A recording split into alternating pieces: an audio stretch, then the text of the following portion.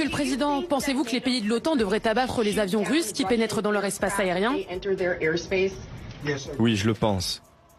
Il faut donc abattre les avions russes. Enfin. Il le dit enfin.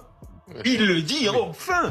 3 avions militaires russes dans l'espace estonien. Par exemple. Oui. Et dans des pays. La Norvège et le Danemark. Et ça, c'est sûr que c'est la Russie, pardon? Alors, Il y a encore des doutes, mais... je vais pas... Sommes-nous en train de vivre les dernières heures avant un face-à-face OTAN-Poutine? Les alliés préviennent Poutine désormais. Ils n'hésiteront pas à répliquer. Ils ont réaffirmé leur engagement envers l'article 5, tout un symbole. C'est un chemin dangereux pris par la Russie, que ce soit intentionnel ou non.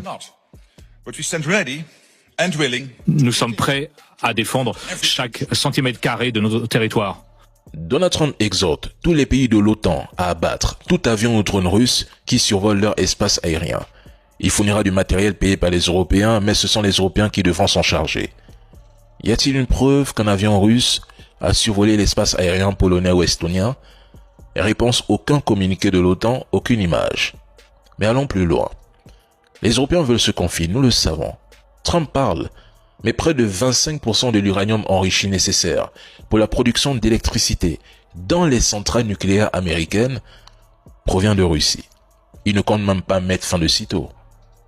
Il importe les engrais azotés et potassiques russes, le plutonium russe, le palladium russe, le platine russe et les produits chimiques inorganiques russes. Trump deal avec les Russes et demande aux Européens de se défendre contre la Russie si nécessaire.